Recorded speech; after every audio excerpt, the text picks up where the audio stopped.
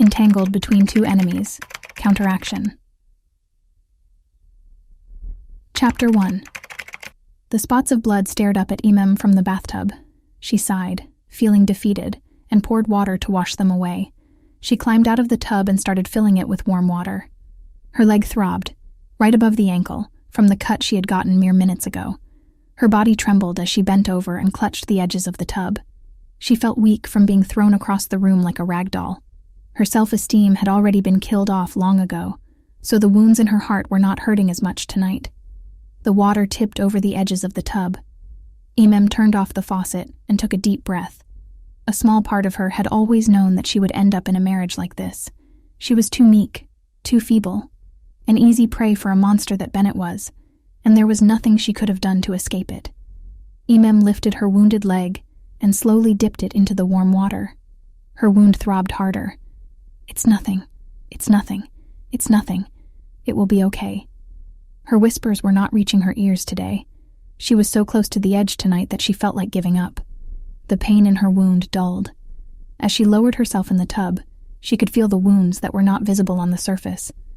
A sharp pang in her left shoulder, a weird throb in her right knee, a loud crunch in her hips, a ringing within her skull. A man had single-handedly given her all of them in the span of 15 minutes. A man who was supposed to be her shelter. A man whom she called her husband. The sobs erupted from her chest, making her choke on the dark air. She hid her face in her wet palms and let them loose. Her weakened shoulders quivered as she gasped for breath after breath. Emem was tired of her existence, and someday, she simply wanted to jump through the window. But she wasn't brave enough. Not yet. The warm water felt soothing. The pain could be felt everywhere in her body, and she knew she had a long night ahead. Bennett had left the house, and had not returned since. A small part of her wished that he would not come home tonight. She hated sleeping beside him on the nights he tortured her. It made her feel sick in the stomach to pretend that they were a normal couple sleeping together after a long day. The phone rang in the hallway, piercing the silence. Emem stayed in the water, her will giving out. Whoever was at the other end of the phone call could wait. She took a deep breath and submerged her head into the water. The silence under there was comforting. A hum reverberated through her, urging to let go of her pain. The pain that was not there this evening when she was cooking Bennett's favorite meal. The door had opened with such a loud bang that Emem could have sworn it had made the dent in the wall deeper.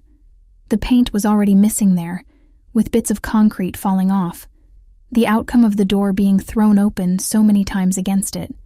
This bit of the wall was turning into an art in itself. Every time Emem looked at it, she remembered the exact times her husband had punched her in the face, or slapped her till her gums bled, or had simply thrown her across the floor and kicked till she lost consciousness. She'd wanted to get the wall repaired for a long time, but she'd let it stay. She needed something substantial to remind herself how much she needed to run away from this place. Someday. But not today. Emem could see the rage in Bennett's eyes as he stormed in, looking furious in his red shirt and black parka, moist clinging to his hair. He didn't waste a moment before grabbing Emem by the hair and pulling her towards the dining table, throwing her in a chair right in the next moment. "Bennett," she had screamed in agony, "you're hurting me." Those words never worked on him, but she'd pleaded anyway. "Tasted a bit of freedom and forgotten who brought you to this place, haven't you?" Bennett seethed. "Don't forget that I own your life, and I always will." Emem had no clue what Bennett had been talking about. Her senses were thrown into a whirlpool of pain sprouting from her scalp to the tips of her toes. Bennett pulled her up again, twisted her left arm behind her while keeping the hold on her hair intact, and dragged her to the living room. Emem's screams felt distant to her own ears. She wept as her husband threw her onto the couch. She missed and fell on the floor instead. "Bennett," Emem begged, "at least let me know what my fault is." "Did you sleep with him?" Bennett demanded. Emem was clueless. What was this about? She trembled in fear, unable to utter any word in her defense. She knew that her pleas and explanations would be in vain. Bennett was going to hit her again tonight, and she'd rather save up her energy for later. She would need it tonight. Bennett seemed furious at her silence. He turned her face to her direction and slapped her, hard. Emem screamed. She couldn't feel her jaw. A rusty taste in her mouth told her that her lower lip had torn and was bleeding. Her beloved husband was holding a cell phone in his hands. He showed it to Emem and pressed a button. The screen lit up. The pain shooting through Emem was making it hard for her to focus on the words flashed on it. Bennett shouted, "It has gotten to meeting at a secret place?" Emem shook her head. Tears were streaming down her face, falling on the beautiful blue dress she had worn for the night. Bennett loved the color.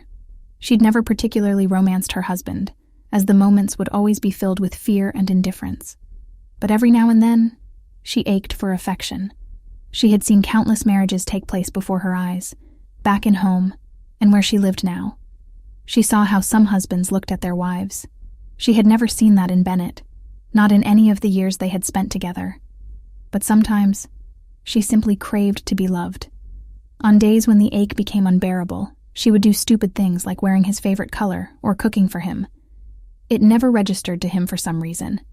Yet, Emem kept the hope alive. Tonight, Bennett was uprooting that little plant of hope once again. "Answer me when I am asking you a question." Bennett grabbed her face and turned it towards himself. Emem felt as if someone had severed her skull from her neck. Her mouth opened in plea, but no words came out. She could see Bennett's rage through her tears and pain, and she made a small prayer to make it out of this alive. Bennett had completely lost it. He pulled her up by her shoulder, but her legs were wobbly and weak from all the pain. As she swayed to gain balance, Bennett kicked her in her shin. She whimpered and fell back. "You bloody whore," Bennett spat. "Adiongo kei adiok iso?" "Do you know how ugly you are?" The words tore through Emem's heart. This was nothing new. She had heard worse, but she always thought she could only bear verbal or physical abuse at a time. "Bennett, please," she begged one last time. "I didn't do anything." He shook his head, disappointed, as if he was hoping she would put up a good fight. Emem saw the light blaze in his eyes one last time before he pulled her left leg, trying to position her at a certain angle. Her leg caught between the foot of the couch and the centerpiece. Emem yelped as the loose pin at the base of the foot sliced through her delicate skin, entering with force. Bennett was busy devising a new way to hit her, so he didn't notice when he pulled her again, and the pin tugged at her skin and flesh, creating a deep wound that started to seep blood immediately. Emem was still praying to her God to let her be alive for just another night. She was certain that Bennett was not going to stop tonight. She fell on her face as the pain engulfed her. Tears were streaming down her face and her mouth was filled with blood. She rolled on the ground to ease the pain, but it didn't help. Bennett finally took pity on her. He called her something no husband ever called her wife, and spat at her. Emem lay there, as still as a corpse, afraid that the whole fiasco would repeat again if she dared to move an inch. After a few more excruciating moments, Bennett stormed out of the place, closing the door behind him. The room fell silent, eerie. Emem lay on the ground, trying hard to erase the last 15 minutes from her life. But they were real. Very real, and the pain in her body was the testament to it. Emem's lungs stretched thin underwater and screamed for air. She came back up, gasping as her chest filled with the much-needed oxygen. She had been in the water for mere seconds, but the recollection of this evening felt like an eternity to her. The phone in the hallway went off again. Emem stirred. This was unusual. No one called their phone so persistently. She could clearly remember how Bennett had forbidden her to receive calls or reply to messages after 9 in the evening. He never clarified what this was about, but his fear always kept her following the rule. But tonight, she was curious. The phone rang for the 4th time. It was enough for Emem to come out of the warm water and see what the fuss was about. She ignored the shock of the cold air and quickly donned her bathrobe. As she quickly reached the phone, it stopped ringing. She inhaled sharply. The pain was still fresh in every muscle of her body, and she could only imagine the fit of rage Bennett would be in if he found out that Emem had picked up the call after 9. Who knew if Bennett was the one making the calls to test Emem, so that he could come home and finish off what he had started? Emem shivered. She was suddenly feeling feverish. The walls were closing in on her, and she found it hard to breathe. Bennett had been a monster to her ever since they had married, but he had been a different kind of monster tonight.